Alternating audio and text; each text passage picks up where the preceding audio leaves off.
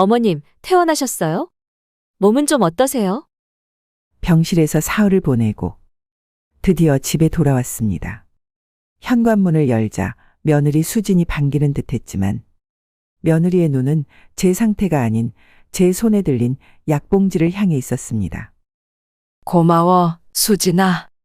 이제 좀 나아졌. 네, 다행이네요. 말을 채 끝내기도 전에 수지는 거실로 사라졌고 아들 기태는 보이지도 않았습니다. 텅 빈 현관에 혼자 남겨진 저는 무거운 발걸음으로 신발을 벗었습니다. 고작 사흘이었지만 아무도 찾아오지 않은 병원에서의 시간은 제 영혼의 무게를 더 무겁게 만들었습니다. 부엌으로 향하는 발걸음이 천근만근 무거웠습니다. 싱크대에는 설거지거리가 산더미처럼 쌓여 있었고 바닥에는 손주들이 키우는 강아지의 발자국이 여기저기 남아 있었습니다. 배변 패드 위에 강아지 똥은 아무도 치우지 않아 냄새가 코를 찔렀습니다. 식탁 위에는 배달음식 상자가 널브러져 있었습니다. 고작 사흘 동안 이 모양이라니. 집이 아주 쓰레기통이 되어버렸구만. 몸은 아직 천근만근 무거웠지만 노인네가 쓰러졌다고. 집안이 이렇게 될 수는 없었습니다. 옷도 갈아입지 못한 채 저는 고무장갑을 끼고 설거지를 시작했습니다. 혈압약을 먹어야 할 시간이 지나도 몸을 쉴 수 없었습니다. 문득 강아지 짖는 소리가 들렸습니다. 방 안에서 달려나온 아이는 제 발목에 몸을 비비며 반겼습니다. 털은 엉켜있고 밥그릇은 텅 비어 있었지만 꼬리만큼은 힘차게 흔들고 있었습니다. 그래, 너라도 나를 기다리고 있었구나. 강아지를 안고 주방을 둘러보니 서글픔이 밀려왔습니다. 병원 옆 침대의 할머니는 가족들에게 둘러싸여 있었는데 제 곁에는 강아지 한 마리뿐이었습니다. 저희 집안도 처음부터 이러진 않았습니다. 도대체 어디서부터 잘못되었는지 판단하기가 어려워 이렇게 사연 보내봅니다. 한번 끝까지 들어보시고 저한테 부디 따끔한 조언 한마디 꼭 남겨주세요. 오늘의 사연 본격적으로 시작하기 전에 여러분께서는 어디서 이 사연을 듣고 계신지 댓글로 남겨주세요. 채널 운영에 큰 도움이 됩니다. 저는 강원도 춘천에 사는 75살 박정숙입니다. 제 인생이 이렇게 막바지에 와서 이런 말씀을 드리려니 부끄럽기도 하고 서글프기도 합니다만 제 가슴 속에 쌓인 이야기를 누군가에게는 들려드리고 싶었습니다. 제 인생은 고생의 연속이었습니다. 남편은 제가 40이 되던 해 갑작스러운 뇌출혈로 세상을 떠났습니다. 그때 우리 아들 기태는 16살, 한창 사춘기였죠. 남편이 떠난 후 저는 아들 하나 제대로 키우겠다는 일념 하나로 살았습니다. 식당에서 일했고 청소 일도 했고 새벽 시장에서 좌판도 벌였습니다. 손이 트고 갈라져도 허리가 끊어질 듯 아파도 참았습니다. 오직 기태를 위해서였죠.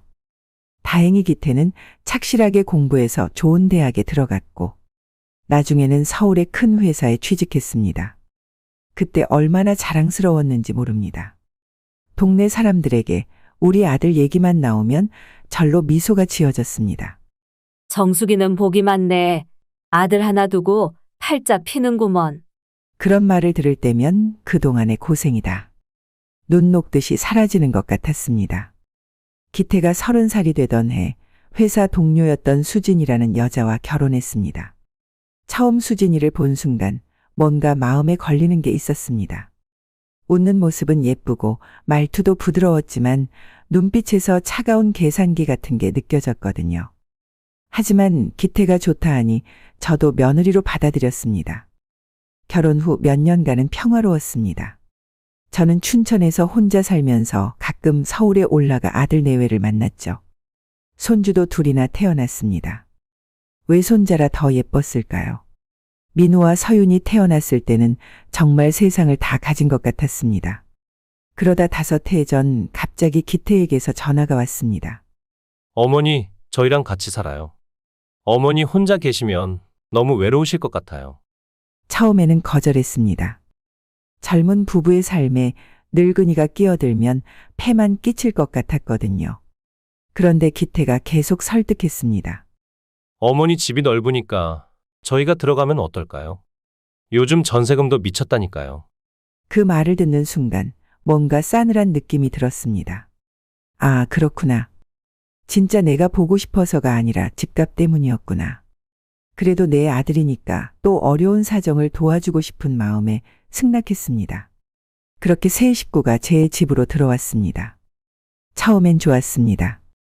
집안의 사람이 북적거리니 이게 사람 사는 거지 싶었어요. 그래서 더 정성껏 손주들도 챙겼어요.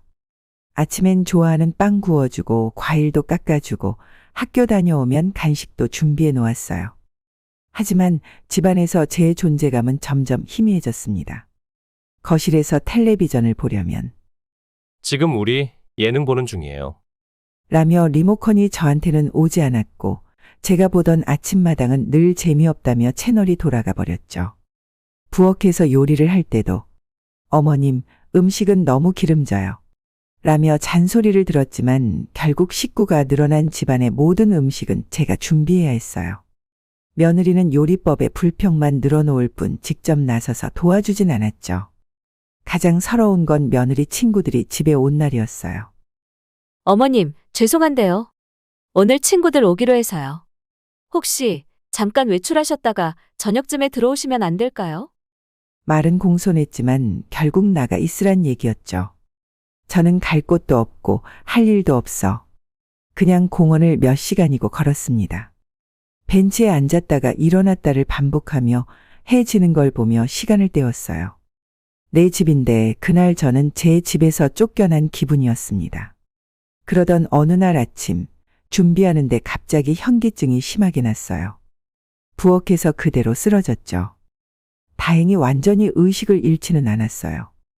간신히 휴대폰을 꺼내 119에 전화했습니다. 아들과 며느리는 모두 출근한 후였고 손주들은 학교에 간 상태였으니까요. 정신을 차려보니 병원 응급실이었어요. 혈압이 200이 넘었다고 했습니다. 입원하셔야겠습니다. 3일 정도 관찰이 필요해요. 아들에게 전화했더니 회사에서 중요한 회의 중이라 지금 못 가요. 라고 했어요. 이해는 했지만 마음 한구석이 아팠어요. 혼자 입원 수속을 밟고 병실로 올라갔습니다. 병실에 들어서자마자 옆 침대의 풍경이 눈에 들어왔어요. 60 중반쯤 되는 할머니 주변에 가족들이 둘러앉아 있었죠. 아들로 보이는 사람이 귤 껍질을 까서 한 조각씩 할머니 입에 넣어주고 있었어요. 며느리는 할머니 이불을 정리해주고 손주들은 제잘제잘 학교 얘기를 들려주고 있었어요. 그 모습을 보는 순간 갑자기 눈물이 났어요. 아, 저런 게 가족이구나. 침대에 누운 제 이불을 얼굴까지 끌어올렸어요. 아무도 제 울음을 보지 못하게요. 첫날 밤 옆 침대 할머니는 딸이 병원에 함께 머물렀어요. 커튼 너머로 딸이 어머니 손을 잡고 엄마 괜찮아요? 라고 묻는 소리가 들렸어요. 그 소리에 제 손이 저절로 움직였어요. 하지만 제 손을 잡아줄 사람은 없었죠. 병실 불이 꺼진 후 저는 문득 생각했어요. 기태가 어렸을 땐 열만 나도 내가 밤새 손을 꼭 잡고 지켜봤는데 그런데 제가 병원에 있어도 얼굴 한번 보러 오질 않더군요. 그날 밤 아무 말도 못하고 그냥 조용히 눈물이 났습니다. 둘째 날 점심시간 옆 침대에 도시락을 들고 온 딸이 찾아왔어요. 어머니, 좋아하시는 소고기 국밥 가져왔어요. 그 말에 제 뱃속이 꼬르륵 울렸어요. 병원 밥은 싱겁고 맛이 없었거든요. 하지만 저에게 도시락을 싸올 사람은 없었죠. 아들에게 문자를 보냈어요. 기태야, 많이 바쁘니? 혹시 시간 나면 잠깐 들를 수 있겠니? 답장은 금방 왔습니다. 죄송해요, 어머니. 오늘도 야근이라 못 갈 것 같아요. 필요한 거 있으면 간호사분들께 말씀하세요. 간호사분들이 잘 돌봐주실 거예요. 간호사들이 아무리 친절해도 가족은 아니었어요. 그날 문득 가족이 없는 것보다 있어도 안 오는 게 더 서럽다는 걸 알게 됐습니다. 차라리 아무도 없으면 덜 기대하게라도 하죠. 근데 기대가 있는 자리는 꼭 더 서럽더라고요. 셋째 날 퇴원하는 날이었어요. 아들한테 전화를 걸었는데 받자마자 한다는 말이 어머니. 오늘 퇴원이시죠? 전화했더니 수진이 지금 회사라서 못 가요. 그래도 수술하신 건 아니니까 혼자 오실 수 있잖아요. 택시 타고 오시면 될 거예요. 비용은 계좌로 넣어 드릴게요. 순간 말문이 막혔습니다. 병원 앞에서 혼자 택시를 타는 게 이렇게 서러운 일일 줄은 몰랐어요. 다리가 후들거렸어요. 수술은 안 했지만 70살 노인이 혼자 퇴원 수속하고 짐 싸고 택시 잡아 타는 게 얼마나 힘든지 아는 걸까요? 집에 도착해서 문을 열었을 때 아무도 없었습니다. 식탁 위엔 배달 음식 상자가 널브러져 있고 싱크대엔 설거지거리만 가득했어요. 막내 손주가 키우던 작은 강아지는 배변 패드 위에 용변을 보고도 아무도 치우지 않아 바닥에 발자국을 남겨둔 상태였어요. 강아지 밥통도 텅 비어 있었죠. 문득 강아지 짖는 소리가 들렸습니다. 강아지가 제 발소리를 듣고 방 안에서 달려나온 거예요. 몸에 털은 엉켜 있었지만 꼬리만은 힘차게 흔들고 있었어요. 그래, 너라도 나 기다리고 있었구나. 저는 조용히 강아지를 안고 말없이 부엌을 바라봤어요. 아무도 돌보지 않은 흔적들 사이에서 그래도 이 작은 생명 하나는 제게 진심이었구나 싶었어요. 결국 그날도 아픈 몸으로 쓰레기를 버리고 설거지를 하고 강아지 똥을 치우고 밥을 챙겨줬어요. 밤이 되어도 아들 가족은 돌아오지 않았어요. 제 방으로 따라 들어온 강아지가 한쪽 구석에 몸을 웅크리고 앉았는데 그 마른 등을 바라보다가 문득 이런 생각이 들었어요. 같은 집에 살고 있지만 나도 이 아이도 환영받지 못하는 존재구나. 저는 강아지를 안고 창밖을 오래도록 바라봤습니다. 내 집인데 나는 이 집의 주인이 아니라 그냥 가정부처럼 살아가고 있었어요. 병원에서 보았던 행복한 가족의 모습과 제 현실이 너무나 달랐습니다. 나도 노년에는 그렇게 웃으며 지낼 수 있을 줄 알았어요. 잠이 오지 않아 뒤척이다가 내가 왜 이러고 있는지 갑자기 너무 서글퍼졌어요. 이 집은 내 집인데 왜 내가 눈치를 보면서 사는 거지? 그날 밤 처음으로 마음속에서 목소리가 들렸어요. 이제는 내 인생을 찾아가야 할 때야. 이튿날 아침 아들이 어머니, 어제 별일 없으셨어요? 저희가 너무 늦게 들어와서 이미 주무시길래. 말씀 못 드렸네요. 라고 했어요. 퇴원한 날 밤늦게 들어와서 인사도 없더니 아침에 던진 첫 마디가 고작 이것뿐이었죠. 별일 없었다면 병원에서 퇴원한 게 별일이 아니라는 거니? 제 말에 아들은 잠시 당황한 듯 했지만 이내 아, 그게. 회사에서 급한 일이 있었어요. 라며 시선을 피했어요. 아들 뒤에서 며느리가 나타났습니다.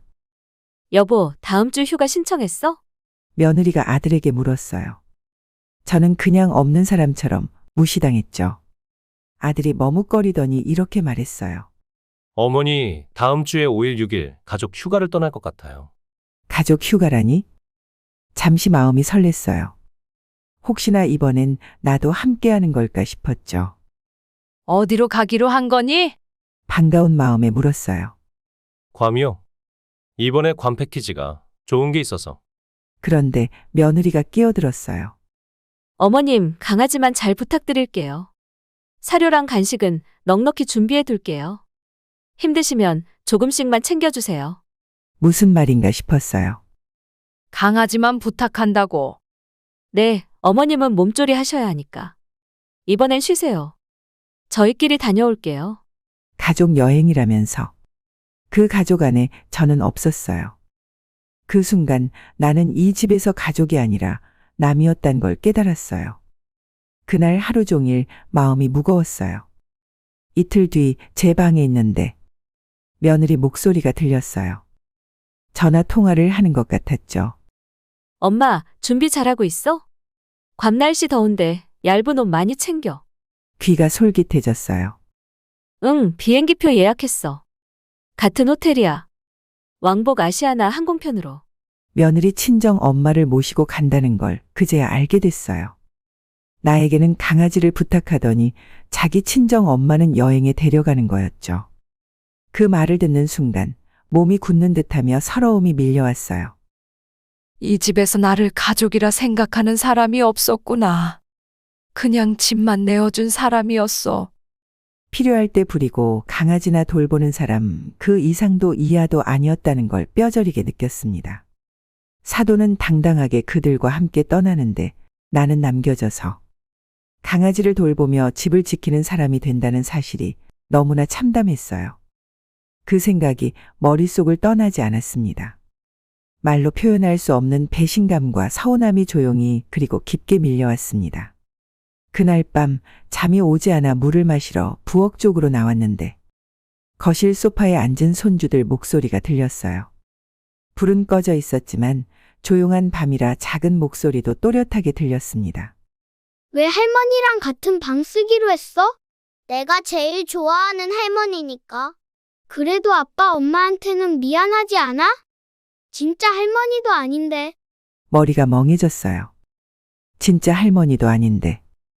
5년 동안 친손녀처럼 여기며 보살폈는데 그 마음은 결국 나 혼자만의 것이었던 거죠. 그 아이들이 좋아하는 간식, 과일, 따뜻한 우유, 생일날 음식 준비까지. 내가 어떻게 챙겼는지 하나하나 다 생각났어요. 그런데 결국 나는 그 아이들한테 그냥 남이었어요.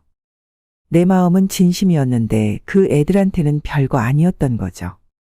그게 참 서운했어요. 정성을 다 부정당한 기분이었어요.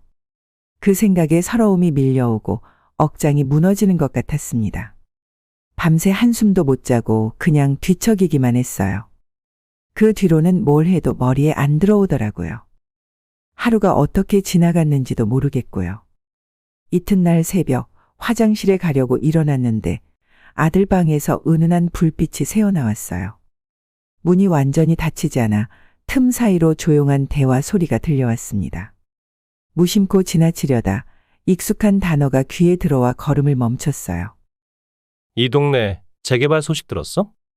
엄마 집값이 거의 몇 배는 뛸 거래. 진짜? 그럼 어서 명의를 바꿔야 하는 거 아니야? 그러게. 이번 여행 다녀와서 적극적으로 말씀드려야겠어. 순간 숨이 턱 막혔어요. 그 말들을 들으면서도 문을 열 수가 없었어요. 문틈 사이로 들리는 대화에 그냥 그 자리에 멈춰버린 것처럼 서 있었죠. 설마 내 아들이 내 집을 두고 저런 얘기를 하고 있을 줄은 몰랐거든요.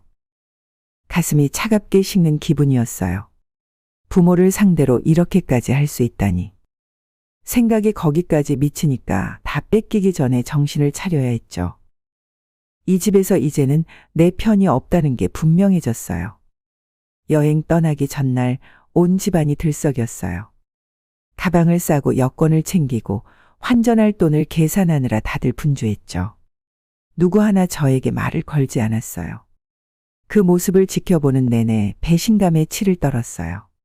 저녁 준비를 하면서도 강아지 밥을 챙기면서도 내란 존재는 안중에도 없구나 하는 생각만 계속 맴돌았어요. 그렇게 하루 종일 말없이 주방과 방 사이를 오가며 서러움을 삼켰어요. 그런데 이상하게도 가만히 들여다보니 그 감정은 슬픔이 아니었어요. 놀라운 건 참을 수 없는 분노였습니다. 내가 얼마나 참고 살았는데 사람이 이렇게까지 할 수 있나?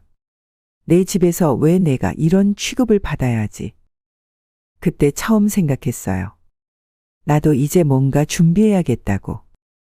그날 저녁 며느리가 비닐봉지 하나를 들고 제 방을 찾아왔어요. 어머님, 강아지 사료랑 간식이에요. 저희 없는 동안 잘 부탁드릴게요. 그 말을 끝으로 문을 닫고 나갔어요. 저는 아무 말도 못한 채 그냥 그 봉지만 들고 있었죠. 밤이 되자 마음이 자꾸만 복잡해졌어요. 결국 오랜만에 친구 영숙에게 전화를 걸었어요. 서울에서 살다가 거제도로 내려간 친구였죠. 영숙아, 나 정숙이야. 요즘 지내? 어머, 정수가. 오랜만이다.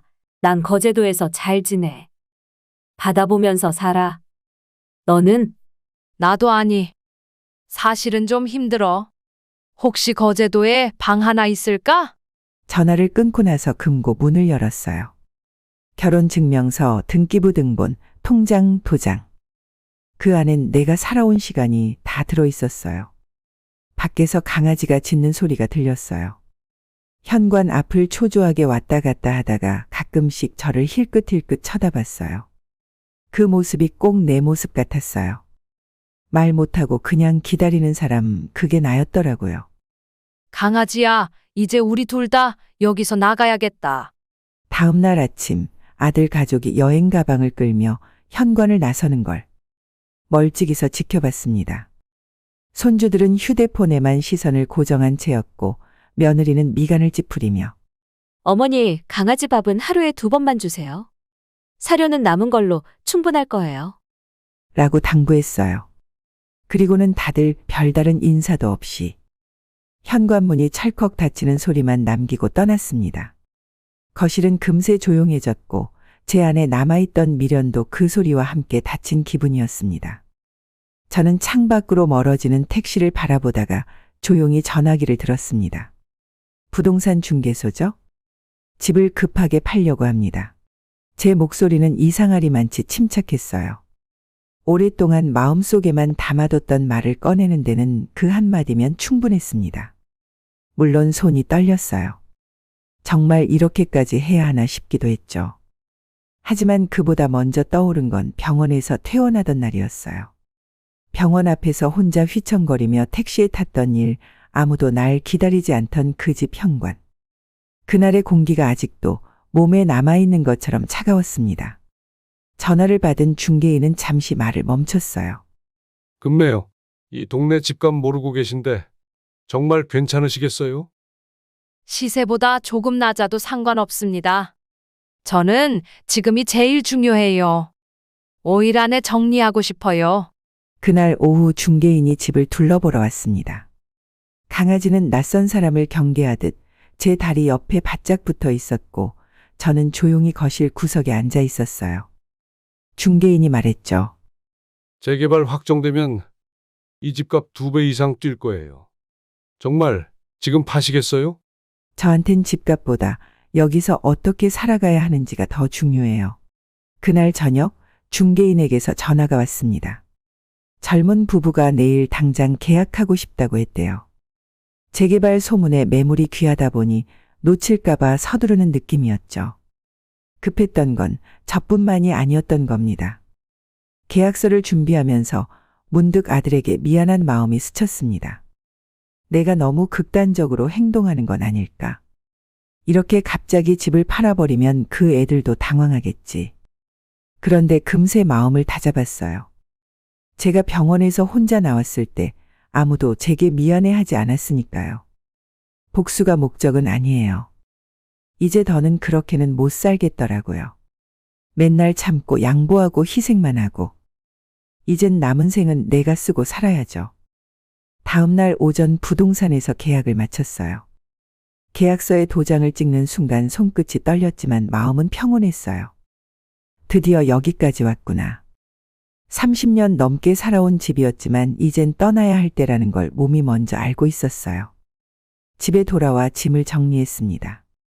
책장에 꽂힌 오래된 앨범을 펼쳐보니 젊은 시절에 제가 웃고 있었고 그 옆엔 남편의 군복 입은 모습이 있었어요.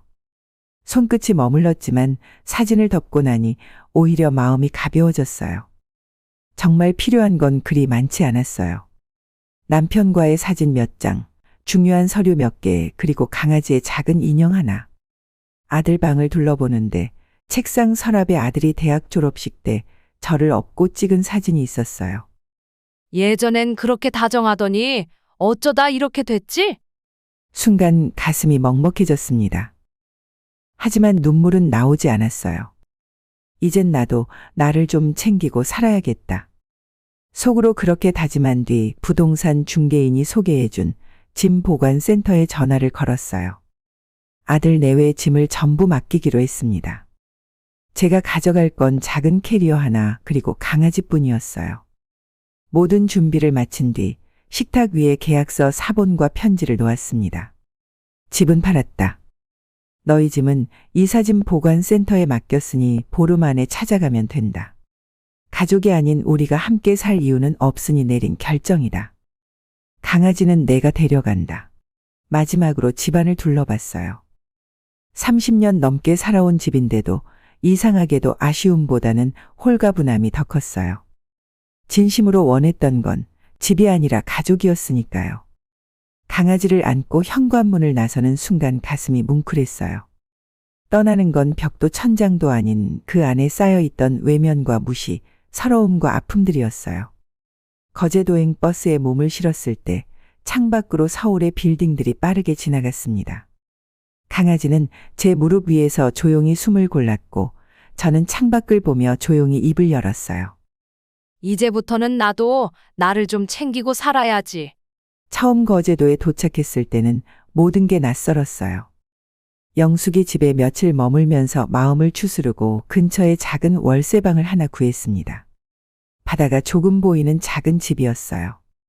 방 하나, 주방 하나, 욕실 하나가 전부였지만 그곳만큼은 제가 숨 쉴 수 있는 공간이었습니다. 일주일쯤 지났을까요? 기태에게서 전화가 왔어요. 받자마자 울부짖는 목소리가 들렸습니다. 어머니, 도대체 무슨 생각이세요? 집에 오니까 다른 사람들이 들어와 있고, 이게 말이 돼요? 집을 멋대로 팔면 어떡해요? 지금 어디 계신 거예요? 우리는 어디서 살으라고요? 짐은 대체 어디에 놓아둔 거예요? 그 격앙된 말에 저는 잠시 귀에서 휴대폰을 떼었어요. 하지만 이상하게 마음은 떨리지 않았습니다. 이제야 내 목소리를 낼 수 있겠다는 생각이 들었어요. 내 집 내가 팔았는데 뭐가 잘못됐니? 가족도 아닌 내가 함께 살 이유가 없잖니. 너희 진짜 가족인 장모님 집에 가서 살면 되겠네. 짐은 이사짐 센터에 보관했다고 메모 남겨놨잖아. 그 말을 하자 수진이 목소리가 들려왔습니다. 기태보다 훨씬 날카롭고 공격적이었어요. 어머님, 노망 나셨어요? 저희한테 이럴 수 있어요? 집에 가니까 모르는 사람들이 공사하고 있고 이게 대체 무슨 짓이에요? 경찰에 신고하기 전에 당장 돌려놓으세요. 그 말을 들으니 가슴 밑바닥에서 화가 올라왔어요. 마음대로 해라.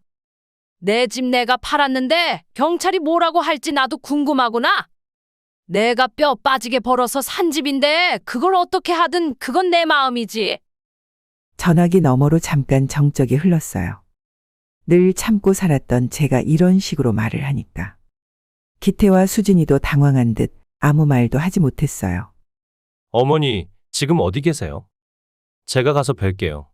정적을 깨고 기태가 말했습니다. 그럴 필요 없어. 난 이제 내 삶을 살 거야. 너희도 너희가 알아서 살아라. 어머니, 제발요. 그래도 제가 아들이잖아요. 이렇게까지 하실 건 아니잖아요. 순간 눈물이 핑 돌았어요. 너희들 아쉬울 땐 아들이고 며느리고 식구였지. 그래, 넌 내 아들이야. 근데 꼭 너희들 필요할 때만 아들이더라. 내가 힘들 땐 난 그냥 남이었지. 이젠 전화하지 마라. 그렇게 전화를 끊고 창밖을 바라봤습니다. 영숙이 집 창 너머로 거제도의 바다가 멀리 보였어요. 파도가 조용히 밀려왔다가 되돌아가는 걸 한참 바라봤어요. 왠지 모르게 내 인생도 그랬던 것 같았어요. 그런데 전화를 끊었는데도 마음이 쉽게 가라앉지 않았어요. 이번 선택이 옳다는 건 알지만 쉬운 일은 아니더라고요. 그래도 아들이니까요. 우리가 살아가면서 가장 아픈 상처는 낯선 사람이 아닌 가장 가까운 사람에게서 오는 법이에요. 하지만 이제 저는 제 상처를 들여다보고 치유하는 법을 배우고 있었습니다.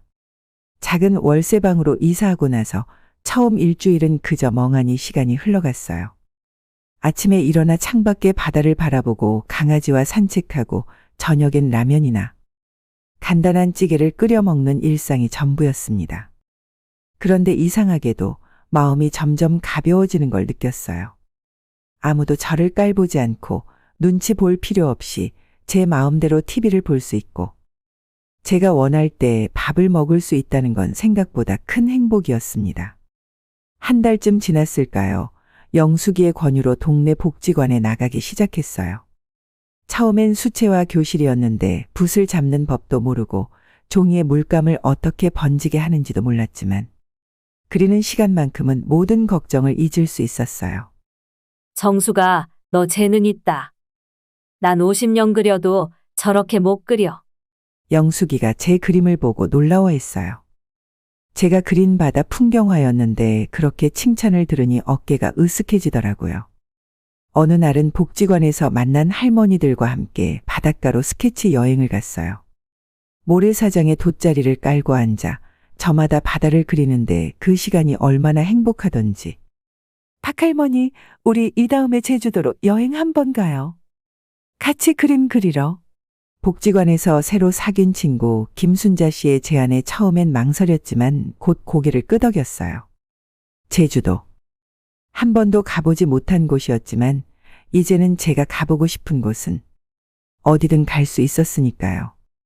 기태에게서는 가끔 문자가 왔어요. 처음엔 원망과 분노가 가득했지만 시간이 지나면서 점점 누그러들었습니다.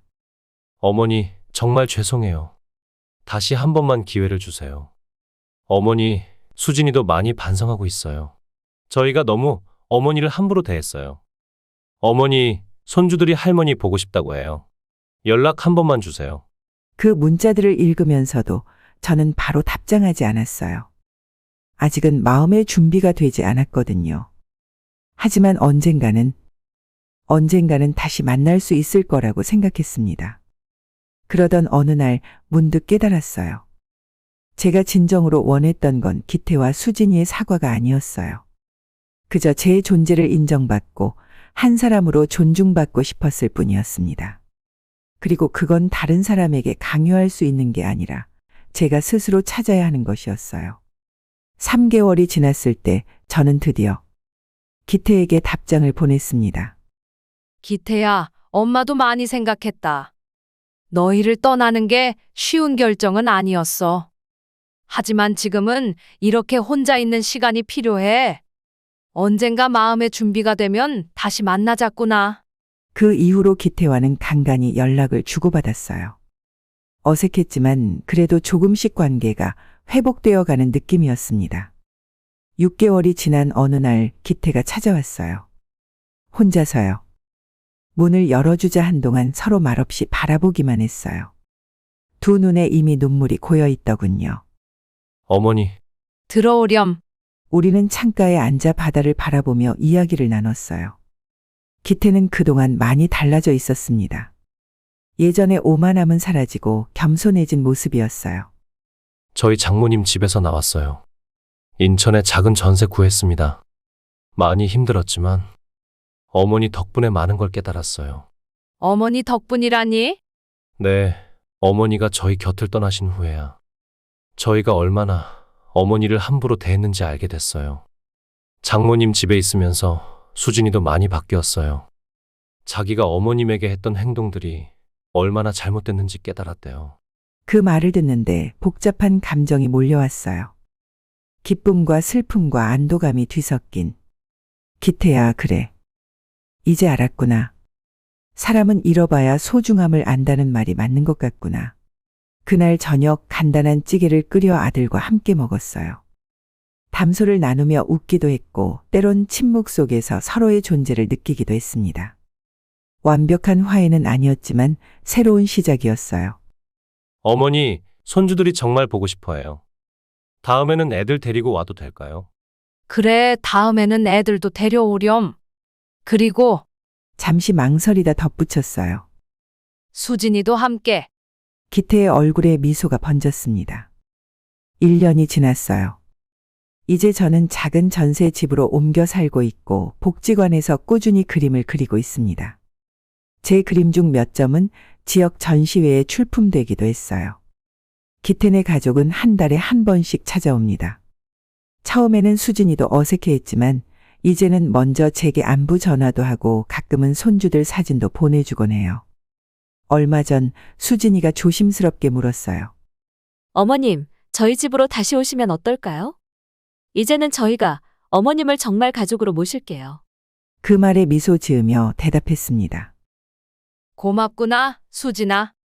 하지만 지금 이대로가 좋구나. 가끔 보면 더 그립고 소중하잖니. 지금처럼 서로 존중하며 지내는 게 우리 모두에게 좋을 것 같아. 수진이도 이해한다는 듯 고개를 끄덕였어요. 오늘 아침에도 창가에 앉아 커피를 마시며 바다를 바라봤어요.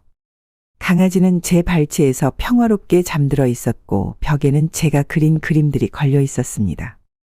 삶이 완벽하진 않지만 이제는 제 숨소리를 듣고 살아갑니다. 떠나온 지 1년. 후회는 없어요. 그 결정이 아니었다면 저도 기태도 수진이도 지금처럼 변하지 않았을 테니까요. 때로는 관계를 바로 세우기 위해 잠시 멀어져야 할 때도 있는 것 같아요. 이제 76의 나이. 남은 시간이 얼마나 될지 모르지만 그 시간을 온전히 제 방식대로 살아갈 것입니다. 내 삶의 주인은 바로 나니까요. 강아지가 깨어나 꼬리를 흔들며 제게 다가왔어요. 그래, 산책 갈 시간이지? 오늘은 저 멀리 등대까지 가볼까? 바다를 향해 천천히 걸어갑니다. 파도 소리가 귓가에 울려 퍼지고 갈매기들이 머리 위로 날아갑니다. 제 발걸음은 어느 때보다 가볍고 자유롭습니다. 인생의 황혼기에 찾은 새로운 시작. 늦었다고 생각했지만 늦은 것보다 시작하지 않는 게 더 늦은 거겠죠. 모든 분들도 자신을 위한 작은 용기를 내시길 바랍니다. 그 용기가 여러분의 인생을 바꿀지도 모르니까요. 긴 사연 들어주셔서 감사합니다. 여러분은 지금 어디에서 이 사연을 듣고 계신가요? 댓글로 여러분이 어디서 사연을 들으시는지 남겨주세요. 채널의 구독과 좋아요, 댓글을 남겨주시는 게 사열라디오 채널 운영에 큰 도움이 된다고 합니다. 다들 한 번씩 좋아요와 구독 버튼 눌러주세요. 들어주셔서 감사합니다.